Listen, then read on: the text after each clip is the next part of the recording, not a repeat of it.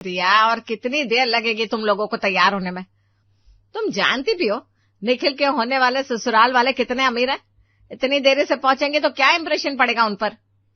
प्रिया सीढ़ियों से सुंदर सी साड़ी पहनकर उतरती हुई आई और बोलने लगी, माँ जी इतने बड़े घर में रिश्ता जोड़ने के लिए जा रहे हैं तो तैयार होने में समय तो लगेगा ना। मैंने तो अपनी साड़ी को 2 बार प्रेस किया है ताकि एक लाइन भी ना दिखे। साफ साफ बोलो प्रिया कि किया नहीं है, करवाया है। हाँ माँ, मैंने 2 बार इसकी साड़ी प्रेस की है। अच्छा ये सब ठीक है, लेकिन वो नवाब साहब कहाँ हैं जिनके लिए लड़की देखने जा रहे हैं? थोड़ी देर में अब निखिल और राजीव भी आ जाते हैं और पूरा परिवार तैयार होकर निखिल के लिए लड़की देखने चला जाता है। थोड़ी देर में सब एक बड़े से बंगले के बाहर रुकते हैं। अंकिता ने गुस्से से सबको देखकर कहा, मुझे किसी भी तरह की शिकायत का मौका नहीं मिलना चाहिए। अच्छे से बिहेव करना, नाश्ता देखकर टूट मत पड़ना। पूरा परिवार घर के अंदर गया। शादी की बातें हुई। थोड़ी देर में पीहू भी आई। पीहू ने निखिल और निखिल ने पीहू को देखा और दोनों ने एक दूसरे को आंखों ही आंखों में पसंद कर लिया। तभी पीहू के पिताजी रमेश ने कहा, देखिए हमने अपनी लड़की को बहुत नाजों से पाला है। हमारी इकलौती लड़की है, इसे किसी तरह की कोई कमी नहीं होनी चाहिए। अरे कैसी बात कर रहे भाई साहब, बहुत बड़ी कोठी है हमारी। बल्कि ऐसा कहिए कि 2-3 कोठियों को मिलाकर हमारा एक घर बना है। अंकल जी कोई कमी नहीं है हमारे घर में। सोना चांदी तो ऐसे ही भरा रहता है और इतनी तो गाड़ियां है कि समझ में नहीं आता कब कौन सी गाड़ी लेकर बाहर जाना है। और हर काम के लिए अलग नौकर रखा हुआ है। किसी चीज की परेशानी तो आपकी बेटी को आ ही नहीं सकती भाई साहब। हमारे जैसा रिश्ता आपको आपकी बेटी के लिए दोपहर में चिराग लेकर ढूंढने पर भी नहीं मिलेगा। रमेश ये सारी बातें सुनकर खुश हो जाता है। अगर ऐसी बात है तो देर किस बात की। पंडित जी ने बोला है कि कुछ दिनों के बाद में शादी का मुहूर्त है तो हम तभी शादी कर देते हैं और वेन्यू पे देखने की परेशानी नहीं होगी। जब आपकी इतनी बड़ी कोठी है तो हम उसी में शादी कर देते हैं।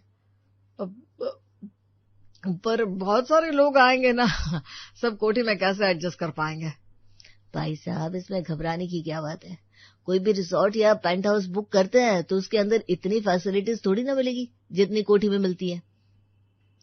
हमारी तरफ से ये रिश्ता पक्का है, आपकी कोठी में ही शादी कर लेते हैं। मैं पंडित जी को कुंडली दिखाकर शादी की जल्द से जल्द की तारीख निकलवा देता हूँ।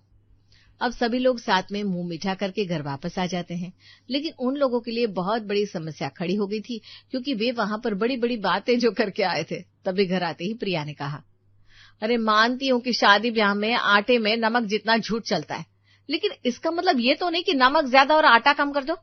जब मुझसे शादी करवाई थी तो भी आप लोगों ने झूठ बोला था, लेकिन इतनी बड़ी बड़ी तो फेंकी नहीं थी। अब क्या करेंगे आप लोग? ये क्या कर दिया आप लोगों ने? अब क्या करेंगे? बोल तो ऐसे रहा है जैसे तूने तो कोई झूठ बोला ही नहीं। अरे तूने तो यह भी बोला कि हमारे पास इतनी सारी गाड़ियां हैं, सोना चांदी भरा रहता है। अब जब ये सारा रायता हम सबने मिलकर फैलाया है तो हम सबको ही ठीक करना पड़ेगा। सभी लोग बहुत ज्यादा परेशान होते हैं। तभी प्रिया कहती है, आप लोगों को ज्यादा परेशान होने की जरूरत नहीं है। माँ के शहर में मेरे कुछ मेहमान रहते हैं जो कि बहुत ज्यादा अमीर है, और रही कोठी की बात तो वो हम किराए पर ले लेंगे। कुछ दिन की तो बात है, जल्द से जल्द शादी करवा के वापस कोई भी बहाना करके देवरानी जी को वापस इस घर में ले आएंगे। तो संभाल लेगी ना बहू, ये बहुत टेढ़ा काम है। माँ जी आप बिल्कुल फिक्र मत कीजिए।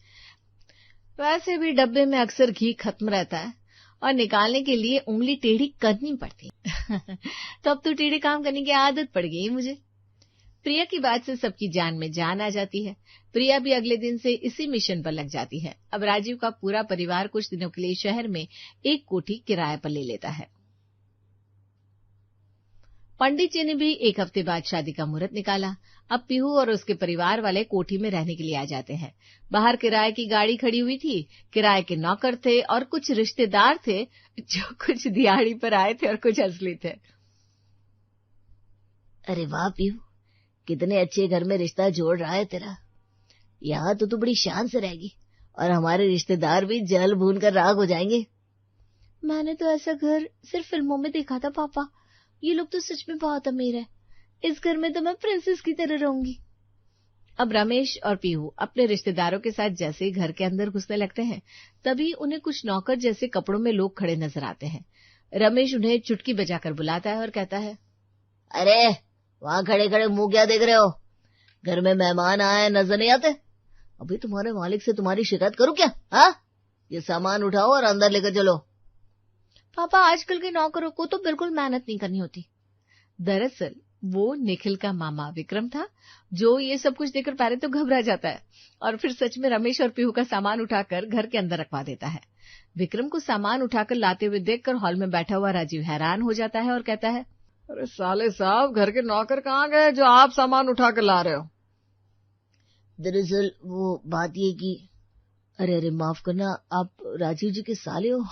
अरे आपको ये बात बतानी चाहिए थी मुझे ऐसा लगा कि आप यहाँ पर काम करते हो। आपके कपड़े देखकर मैंने आपको जज कर लिया था। माफ करना मामा जी, गलती हो गई, छोटा समझकर माफ कर दीजिए। कोई बात नहीं, होता है। वहीं दूसरी तरफ सफारी सूट के अंदर भीम हॉल में आता है। वो कुछ बोलता उससे पहले ही पीहू सर पर चुन्नी लेकर उसके पैर छूने लगती है। ये देखकर राजीव हैरान हो जाता है और रमेश उसे गले लगाकर कहता है, मैं वो लड़की का ससुराल आई है, अब कौन लगते हैं लड़के के। देखे राजीव जी, अब हमने रिश्तेदार पहचानने में बिल्कुल भूल नहीं की। अरे नहीं, ये हमारा नौकर भीम है, चाय नाश्ता पूछने के लिए आया था। आप लोगों को गलतफहमी हुई है। रमेश और पीहू बिना कुछ बोले से वह पकड़कर बैठ जाते हैं, क्योंकि जिसे उन्होंने घर का नौकर समझा वे रिश्तेदार निकले और जिसे रिश्तेदार समझा वो नौकर था। थोड़े ही समय में पूरा परिवार साथ में खाना खाने बैठता है। खाने में तरह तरह का सामान रखा हुआ था और प्रिया की छोटी सी बेटी ने कहा, मम्मा देखो कितना अच्छे अच्छे सामान रखा हुआ है, ऐसे सामान तो हमें सिर्फ शादियों में खाने को मिलता है। चुप हो जा चिंकी, बड़ों के आगे ज्यादा नहीं बोलते बेटा, हैं? दरअसल बात ये ना, बच्चों को बाहर का खाना नहीं खिलाना चाहिए, तो कभी शादी पार्टी में ही मैं इन्हें ये सब खाना अलाउ करती हूँ। बहुत अच्छी सोच है भाभी, बच्चों की हेल्थ तो बहुत ज्यादा जरूरी है। और बताइए, आप लोगों को यहाँ आने में कोई तकलीफ तो नहीं हुई ना? हम लोग तो यहाँ तक अपने प्राइवेट प्लेन में आए थे। जी नहीं, हम तो गाड़ी से ही आए हैं, हमारे पास पर्सनल प्लेन नहीं है। कोई बात नहीं, जब पीहू की पहली संतान होगी तो हम उसे एक प्लेन गिफ्ट कर देंगे।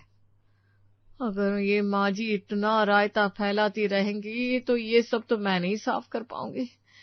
चिंकी को आज तक प्लास्टिक का प्लेन नहीं दिलवाया इन्होंने, और बहू को असली प्लेन दिलाने के सपने दिखा रही है। वैसे रमेश भाई साहब, आपके यहाँ से और कोई नहीं आ रहा?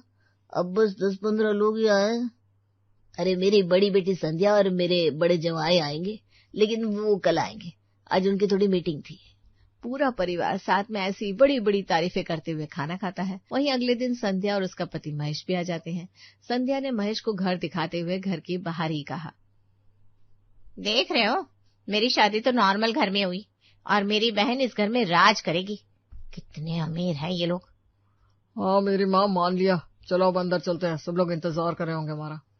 महेश और संध्या घर के अंदर आते हैं। तभी घर की नौकरानी विमला सब लोगों के लिए चाय नाश्ता लेकर आती है। विमला ने गले में सोने की चेन पहनी हुई थी और हाथों में सोने की चूड़ियां थी। संध्या ने मन में कहा, अगर ये इनकी रिश्तेदार होती तो चाय नाश्ता थोड़ी ना लेकर आती। अंकल जी, ये कौन है जो अभी चाय नाश्ता लेकर आई थी?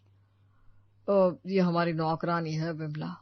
ज्यादातर हम चाय नाश्ता इसी से बनवाते हैं। दोपहर का खाना बनाने के लिए अलग नौकर है और रात का खाना बनाने के लिए अलग। देख रहे हो जी, कितने अमीर है ये लोग। यहाँ के तो नौकर भी सोना चांदी पहनते हैं। बात तो तुम ठीक कह रही हो, कम से कम 5 तोले की चेन थी, वो भी बहुत महंगी वाली। अब ऐसा ही होता। सुबह नाश्ते में काजू बादाम रखे जाते, केसर वाला दूध मिलता, नौकर सोना चांदी पहनकर घूमते और रिश्तेदार कुर्ते पजामे और शर्ट पैंट में। एक रात महेश और संध्या को नींद नहीं आ रही थी, तो वे बंगले के बाहर टहल रहे थे। मैं बहुत ज्यादा खुश हूँ पीहू के बारे में सोचकर। कितनी खुश रहेगी वो इस घर में। हाँ, मैंने भी तो हमेशा उसे अपनी छोटी बहन माना है। इस घर में उसे सारे ऐश्वर्य मिलेंगे। बस जल्दी से जल्दी शादी हो जाए तो हम भी अपने काम पर लौटे और अपना बिजनेस संभाले। हाँ हाँ जी, बोल तो ऐसे रहे हो जैसे बहुत ही बड़ा बिजनेस चल रहा है आपका। इतने भी बड़े करोड़पति नहीं हो आप। मेरी बहन के ससुराल वालों को देखो। बस मेरी माँ जब से आई हो तब से अपनी बहन के ससुराल वालों को ये तारीफ कर रही हो। चलो अब सोने के लिए चलते हैं, मुझे नींद आ रही है। महेश और संध्या अब अपने कमरे में सोने के लिए जा रहे होते हैं। तभी उन्हें वही सफारी सूट वाला भीम और उसकी पत्नी बड़े से कमरे में सोते हुए नजर आते हैं। वो मास्टर बेडरूम था और दरवाजा खुला हुआ था। उन्हें देखते ही संध्या ने कहा, अरे बाप रे बाप, देखो महेश, ये क्या हो रहा है? कैसी बातें कर रही हो? एक पति पत्नी साथ में कमरे में सो रहे हैं और तुम कमरे में झांक रही हो। अरे पागल आदमी, वो देखो, इतने बड़े मास्टर बेडरूम में इन्होंने अपने नौकरों को सुलाया हुआ है। सच में कितने बड़े दिल के लोग हैं, वरना कोई नौकरों को सोने के लिए इतना बड़ा कमरा देता है क्या? सच में बाज की नजर है तुम्हारी। गई भी तो सीधे कमरे पर, सोने की चेन पर और गहनों पर। लड़कियां ये सारी चीजें बहुत ज्यादा जल्दी नोट कर लेती है। थोड़ा आगे जाते हैं तो उन्हें आगे के कमरे में राजीव और अंकिता सोते मिलते हैं। उन दोनों को देखकर संध्या ने महेश से कहा, देखो तो कितने डाउन टू अर्थ लोग हैं। मास्टर बेडरूम में नौकर को सुला रखा है और खुद इतने सिंपल से कमरे में सो रहे हैं। वो कहावत है ना, मखमल के बिस्तर पर नींद नहीं आती, सुकून की नींद चाहिए। मुझे ऐसा लगता है इन लोगों को भी सुकून की नींद की आदत है, इसीलिए इस छोटे से कमरे में सो रहा है। अच्छी बात है, पीहू के ससुराल वाले अमीर होने के साथ साथ दिल के भी अच्छे हैं। बस हमारी बातें सुनकर उनकी नींद ना टूट जाए। चलो आराम करने चलते हैं। संध्या और महेश वहां से चले जाते हैं। वहीं अंकिता तुरंत ही आंखें खोलकर राजीव को गुस्से से देखती है और कहती है, आपको कहा था ना सोते हुए दरवाजा बंद कर देना, आपसे कुंडी नहीं लगाई गई।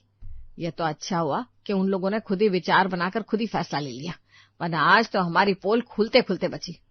अरे तुम्ही ने तो बोला था जब ये कोठी खाली करेंगे तो बिजली का बिल देना पड़ेगा, इसीलिए मैंने एसी नहीं चलाया था, दरवाजा खुला रखा ताकि कम से कम थोड़ी हवा आ जाए। अभी बंद कर देता हूँ। राजीव दरवाजा बंद कर देता है और सब लोग सोने के लिए चले जाते हैं। सब लोग खुशी खुशी शादी की तैयारी कर रहे थे, तभी एक दिन पंडित जी का आना होता है और वो कहते हैं, यजमान सब कुछ ठीक ठाक चल तो रहा है ना, कोई समस्या तो नहीं है? नहीं पंडित जी, कोई समस्या नहीं, आपके बताए हुए मुहूर्त पर ही शादी होगी। कल का मुहूर्त है ना? यजमान, मैं यही बताने आया था, दरअसल तिथियों में कुछ गड़बड़ हो गई है, आप लोगों की शादी 2 दिन बाद की होगी। प्रिया धीरे से ये बात सुनने के बाद अपनी सास से कहती है, माँ जी, अगर 2 दिन के बाद में शादी करेंगे तो 2 दिन कोठी का किराया फालतू देना पड़ेगा, और वैसे भी हमने इस कोठी की बुकिंग सिर्फ कल तक की ही की है। क्यों पंडित जी, कोई परेशानी है क्या? अगर कल ही शादी कर ले तो क्या परेशानी है? ये सब कहने की बातें होती है, दिल मिलना चाहिए बस। देखिए बहन जी, मैं पिछले 25 सालों से शादियां करवा रहा हूँ, कल का मुहूर्त टाल दीजिए, बस 2 दिन की बात है। ठीक है पंडित जी, आप जैसा बोलेंगे वैसा ही होगा। वैसे भी मेरी शादी भी आप ही ने करवाई थी और 2 दिन की बात है, इसी बहाने मुझे भी अपनी बेटी के ससुराल में 2-3 दिन रुकने का मौका मिल जाएगा। पंडित जी तो ये बात कहकर चले जाते हैं। वहीं अब पूरे परिवार का दिल जोर जोर से धड़कने लगता है।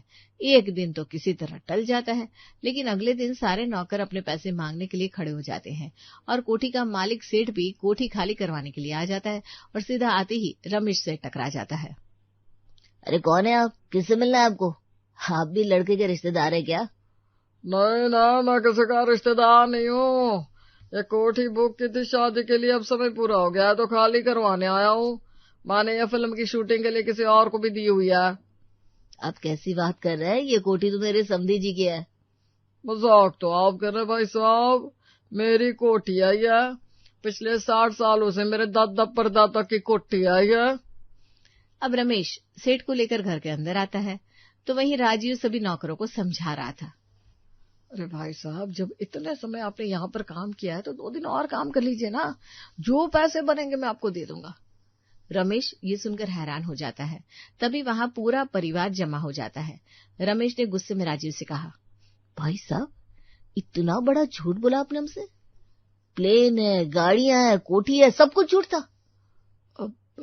माफ कर दीजिए भाई साहब, आप लोगों जैसे घर वालों से रिश्ता जोड़ने के लिए हमें इतना सब कुछ झूठ बोलना पड़ा।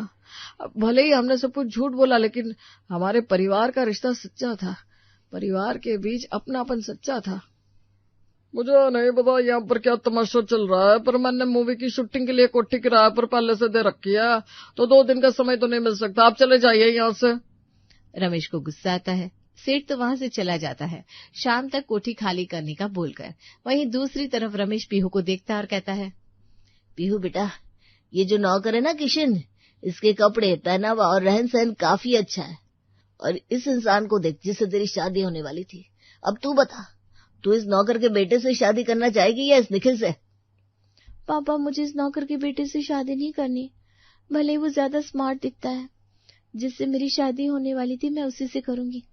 भले ही थोड़े कम अमीर है तो क्या हो गया, अमीर तो है ना।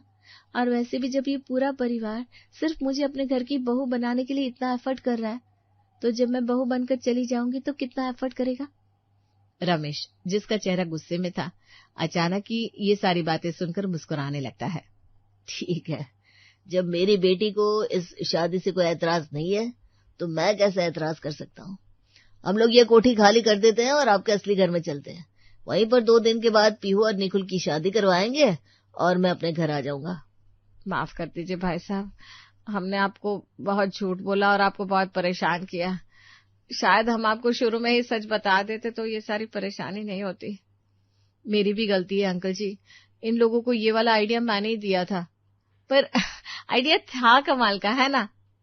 भाभी, मुझे आपके घर वालों के साथ आप सबके एफर्ट्स बहुत अच्छे लगे।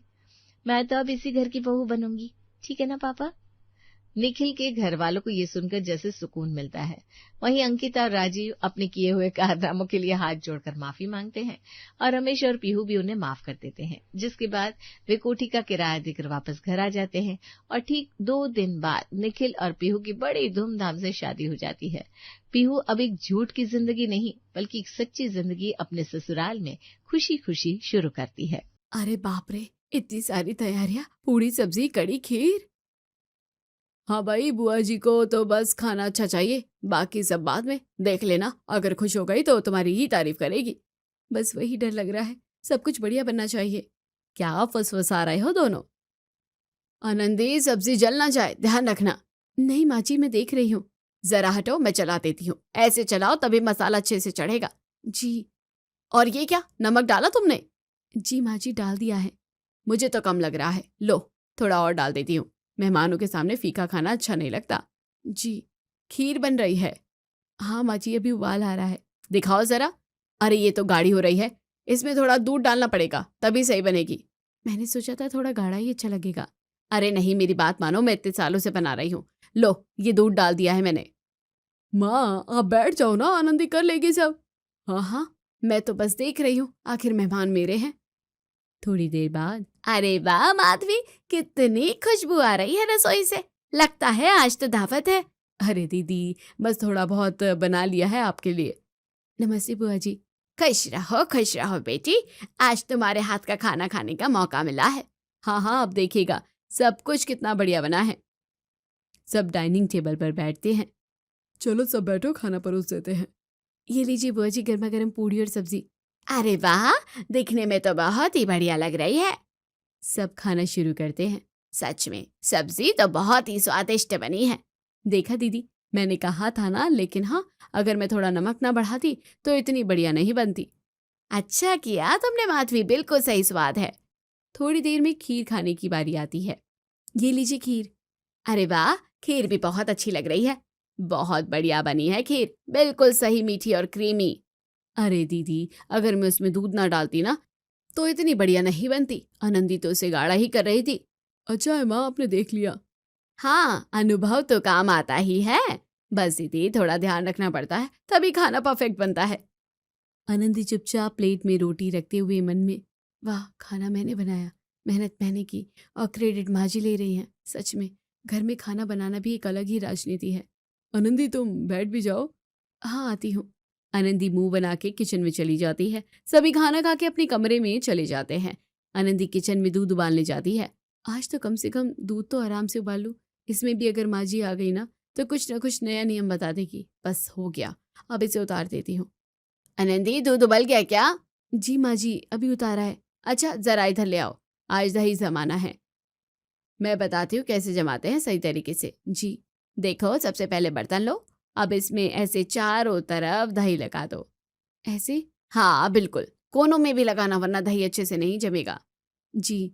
अब ये जो गरम दूध है ना, इसमें थोड़ा सा दही डालो और अच्छे से मिला दो। ठीक है माँ जी। अरे ऐसे नहीं, धीरे धीरे मिलाओ, पूरा घुल जाना चाहिए वरना दही सही नहीं जमेगा। जी मिला दिया। अब इसे ढक के रख दो और ध्यान रखना इसे हिलाना मत, तभी बढ़िया दही जमेगा। जी माँ जी। लेकिन माँ जी दही तो कैसे भी जमाओ, जमी जाती है ना। लेकिन ऐसे दही नहीं जमती जैसे मैं बताती हूँ। ये देखना कितना बढ़िया जमेगी, बिल्कुल मलाईदार। जी, आजकल तो किसी को सही तरीका आता ही नहीं है, बस अब जल्दी से काम निपटा देते हैं। मैं ना इतने सालों से सही तरीका अपनाती आ रही हूँ। घर में सब मेरी जमाई हुई दही खाते हैं। अच्छा माँ जी। और हाँ, बर्तन को ज्यादा ठंडी जगह मत रखना, वरना दही जमने में टाइम लगेगा। जी ध्यान रखूंगी। बस अब देखना, कल सुबह जब दही जमेगी ना तो सभी पूछेंगे किसने जमाई है। चलो अब मैं जरा बाहर देख लूं, तुम ये यहीं रख दो। माधवी बाहर चली जाती है। हाँ, जैसे ही दही जमाना कोई रॉकेट साइंस हो। थोड़ी देर बाद आनंदी बर्तन को रखते हुए मन में, माँ जी भी ना हर छोटी चीज में अपना तरीका बताना है, ताकि बाद में बोल सके कि मैंने किया है। दही भी अगर अपने आप जम जाए तो उसमें भी इनका हाथ होना चाहिए। अगली सुबह, आनंदी दही जमी क्या? जी माँ जी, अभी देखती हूँ। आनंदी बर्तन खोलती है। हाँ, अच्छी जम गई है। देखा, मैंने कहा था ना, मेरे तरीके से जमाओगी तो बढ़िया ही जमेगी। जी, अगर वैसे ही रख देती तो इतनी अच्छी नहीं जमती। मतलब अब दही भी माँ जी ने जमाई है, मैंने तो बस दूध पकड़ा हुआ था। चलो अब इसे फ्रिज में रख दो, और हाँ, बुआ जी को भी बताऊंगी कि दही कितनी बढ़िया जमी है। जी माँ जी। हर चीज बुआ जी से बताना जरूरी है क्या? आनंदी मुंह बना के अपने कमरे में चली जाती है। अगले दिन होता है। आनंदी बुआ जी का कमरा ठीक कर रही होती है। ये तकिए भी अभी ठीक कर देती हूँ, बुआ जी आएंगी तो कमरा एकदम साफ सुथरा लगना चाहिए। सुबह से बस काम ही काम है। ये चादर भी बदल देती हूँ, थोड़ी सी सिलवट है, अच्छा नहीं लगेगा। अरे आनंदी, तुम अभी तक यहाँ क्या कर रही हो? जी माँ जी, बस चादर बदलने ही वाली थी। रहने दो, मैं कर देती हूँ, तुम सही से नहीं बिछाओगी। नहीं माँ जी, मैं कर लूंगी। अरे हटो जरा, मेहमानों का कमरा है, ठीक से होना चाहिए। माधवी चादर उठाकर खुद बिछाने लगती है। जी, ये कोना ऐसे नहीं, ऐसे मोड़ो, तभी बढ़िया लगता है। जी माँ जी। तभी बुआ जी कमरे में आ जाती है। अरे माधवी, तुम यहाँ? मैं तुम्हें पूरे घर में ढूंढ रही थी। अरे दीदी, आइए, मैं तो आपका कमरा ठीक कर रही थी। अरे वाह, कमरा तो बहुत अच्छा लग रहा है। बस दीदी, सोचा आप आ रही हो तो सब कुछ खुद से ही देख लूं। अच्छा कर रही हो तुम तो। हाँ दीदी, मैं तो हर छोटी छोटी चीज खुद से ही देखती हूँ, आखिर अपने घर की बात है। जी। और आनंदी, तुम भी मदद कर रही हो ना? जी बुआ जी, मैं साफ कर रही थी। हाँ हाँ, कर तो रही थी, लेकिन मैंने सोचा कि चादर मैं खुद ही बदल दूं, ताकि सब एकदम परफेक्ट हो। हाँ सही है, अनुभव काम आता है। बिल्कुल दीदी, मैं तो कभी किसी काम में ढील नहीं देती। जी। आनंदी अलमारी के पास खड़ी होकर कपड़े ठीक करने लगती है। वाह माँ, एक भी मौका नहीं छोड़ती, काम मैं करूं और सामने आकर कह देती है कि ये सब मैंने किया है। अच्छा दीदी, आप बैठिए, मैं पानी लेकर आती हूँ। हाँ, थोड़ा पानी दे दो। मैं ले आती हूँ। रहने दो, मैं ले आती हूँ, तुम बस ये कपड़े ठीक कर दो। जी। माधवी, तुम तो बिल्कुल नहीं बदली, आज भी वैसे ही घर संभालती हो। क्या करे दीदी, आदत है हर चीज अपने हाथ से करने की। हाँ, अपने हाथ से करने की, और मेरे हाथ से किए हुए काम का भी अपने नाम करने की। आनंदी मन ही मन अपना गुस्सा कंट्रोल करती है। कुछ ही देर बाद आनंदी किचन में खाना बनाने जाती है। ये मसाला भी तैयार हो गया, अब बस रोटी सेक लूं, फिर थोड़ा आराम मिलेगा। आज तो शांति से काम हो गया है, वरना हर थोड़ी देर में कोई ना कोई आ ही जाता है। माधवी रसोई में आती है। क्या बना रही हो आनंदी? बस माँ जी, रोटी और दाल बना रही हूँ। अच्छा दिखाओ, दाल में नमक ठीक है ना? जी माँ जी, मैंने चख लिया है। फिर भी एक बार मैं देख लेती हूँ। माँ जी। हाँ, अब कौन सा काम करके क्रेडिट लेंगे आप? क्या मतलब? मतलब हर बार आप थोड़ी थोड़ी चीज करके सबके सामने कहती है कि ये मैंने किया है, वो मैंने किया है, खाना मैं बनाती हूँ, लेकिन तारीफ आपकी होती है। आनंदी, तुम ये क्या बोल रही हो? मैं बस इतना पूछ रही हूँ माँ जी, आपको मुझ पर भरोसा नहीं है क्या कि मैं किचन संभालूंगी? अरे मैं तो बस मदद करने आई थी। मदद? या फिर बाद में कहने के लिए कि दाल में नमक आपने डाला है, सब्जी आपने संभाली? तुम मुझे गलत समझ रही हो। नहीं माँ जी, मैं सब देख रही हूँ, हर छोटी चीज में आप हाथ डालती हैं और फिर सामने बोल देते हैं कि ये सब मैंने किया है। मैंने तो कभी ऐसा सोचा भी नहीं, लेकिन होता यही है ना माँ जी, कल भी परसों भी, हर बार। अच्छा, अगर तुम्हें मेरी मदद की जरूरत नहीं है तो ठीक है, मुझे बस इतना चाहिए कि आप मुझ पर भरोसा करें। ठीक है, अब मैं किचन में नहीं आऊंगी। मैंने ऐसा नहीं कहा, लेकिन तुम्हारी बात का मतलब यही है ना कि मैं बस क्रेडिट लेने आती हूँ। मैं बस, रहने दो आनंदी, अगर मेरी मौजूदगी से तुम्हें परेशानी है तो मैं नहीं आऊंगी। माँ जी, मैंने ऐसा नहीं कहा कि आप ना आए, तुमने जो कहा वो मैं समझ गई। माधवी पलट कर जाने लगती है। माँ जी सुनिए तो। माधवी रसोई से बाहर चली जाती है। ये मैंने क्या कह दिया? मुझे इतना सीधा नहीं बोलना चाहिए था क्या? लेकिन गलत भी तो नहीं कहा, हर बार ऐसे ही होता है। मैं काम करूं और सामने आकर वो बोल दे कि सब उन्होंने किया है। अब पता नहीं माँ जी को कितना बुरा लगा होगा। पर कभी ना कभी तो बोलना ही था। चलो अब जो है सो है, देखते हैं आगे क्या होता है। फिर से अपने काम में आनंदी लग जाती है। कुछ देर बाद खाने का वक्त होता है। सभी लोग डाइनिंग टेबल पर आनंदी के खाने का इंतजार करते हैं, लेकिन आज आनंदी को बहुत देर लग रहा था। अरे आज इतना टाइम क्यों लग रहा है? रोज तो इस टाइम खाना लग ही जाता था। हाँ माधवी, आज तो काफी देर हो गई है, भूख भी लग रही है। हाँ दीदी, मैं भी देख रही हूँ, आज थोड़ी देर हो रही है। आनंदी, हो गया क्या खाना? हाँ बस ला रही हूँ। थोड़ी देर बाद आनंदी एक एक करके बर्तन लाती है। सब कुछ एक साथ क्यों नहीं लाई हो? इतनी देर हो रही है। अकेले सब संभाल रही हूँ ना, इसलिए थोड़ा टाइम लग रहा है। कोई बात नहीं, धीरे धीरे ही सही, लेकिन खाना आ जाना चाहिए। आनंदी सब्जी रखती है। ये लीजिए सब्जी। रोटी अभी लाई। आनंदी, पहले सब कुछ रख देती तो अच्छा रहता, बार बार उठना पड़ रहा है। जी। सब खाना शुरू करते हैं। आनंदी, इसमें नमक थोड़ा कम नहीं है क्या? नहीं तो, मैंने तो डाला था। जरा मुझे भी चखने दो। हाँ बेटा, नमक थोड़ा कम है, थोड़ा और होता तो स्वाद और अच्छा होता। जी मैं अभी ऊपर से डाल देती हूँ। रहने दो, ऐसे ही खा लेते हैं। हाँ लेकिन थोड़ा ध्यान रखना चाहिए ना। जी। थोड़ी देर बाद आनंदी सेवैयाँ लेकर आती है। ये लीजिए सेवैयाँ। अच्छा मीठा भी बना है, चलो देखते हैं, सब खाते हैं। अरे ये तो थोड़ी सूखी लग रही है। हाँ इसमें दूध थोड़ा कम है शायद, मैंने तो डाला था। थोड़ा और डाल देती तो बढ़िया रहती, क्रीमी लगती। जी। वैसे स्वाद ठीक है, लेकिन थोड़ा सा और ध्यान देती तो और अच्छा बनता। हाँ थोड़ा गड़बड़ हो गया है लगता है। कोई बात नहीं बेटा, धीरे धीरे सब आ जाता है, पहली बार में कौन परफेक्ट बनता है। जी। माधवी चुपचाप सब देख रही होती है। आनंदी तुम भी बैठ जाओ। हाँ आनंदी बैठती है। आज सब कुछ अकेले संभालने की कोशिश की, लेकिन सच में कितना मुश्किल है। पहले माँ जी थोड़ी मदद कर देती थी तो काम आसान हो जाता था, और आज नमक भी कम रह गया, सेवैयाँ भी सही से नहीं बनी। अब सबके सामने गलत भी मैं ही लग रही हूँ। माधवी, तुम तो इतनी बढ़िया कुक हो, तुम होती तो ये सब परफेक्ट होता। हाँ माँ, आप होती तो सब संभाल लेती।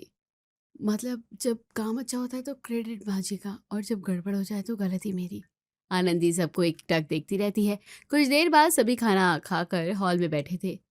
आनंदी बेटा, जरा दही दे देना, खाने के बाद थोड़ा दही अच्छा लगता है। जी बुआ जी, अभी लाई। आनंदी रसोई में जाती है, कटोरी में दही निकालती है और लेकर आती है। ये लीजिए। अच्छा देखो तो जरा कैसी जमी है। चम्मच से दही उठाकर वो देखती है। अरे ये क्या आनंदी, ये तो बिल्कुल पतली है, पानी जैसी दही जमी है। नहीं बुआ जी, कल ही तो जमाई थी। हाँ दिख तो रहा है, लेकिन सही से नहीं जमी, दही में वो गाढ़ापन नहीं है। सच में थोड़ी पतली लग रही है। मैंने तो ठीक से ही जमाई थी।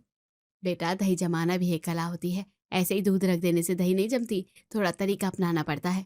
जी। आजकल की लड़कियों को जल्दी रहती है, बस काम निपटाना है, लेकिन स्वाद और टेक्सचर पर ध्यान नहीं देती। माधवी धीरे से बोलती है। रहने दीजिए दीदी, मत बोलिए इतना। अरे क्यों, मैं तो समझा रही हूँ इसे, सीख जाएगी धीरे धीरे, अभी नहीं है, सब कुछ एकदम से थोड़ी ना आता है। हाँ वो तो है, लेकिन घर के काम में थोड़ा ध्यान देना पड़ता है। हाँ दीदी, मैं सिखा दूंगी इसे, अभी तो बस शुरुआत है। जी माँ जी। कोई बात नहीं, अगली बार ध्यान रखना आनंदी। जी। और हाँ, दही जमाते वक्त दूध का तापमान सही होना चाहिए, न ज्यादा गर्म न ज्यादा ठंडा, तभी अच्छी दही जमती है। जी। धीरे धीरे सब आ जाएगा इसे। ठीक है, मैं तो बस कह रही थी। बुआ जी की बातों से आनंदी मायूस हो जाती है और वहां से उठकर किचन में चली जाती है।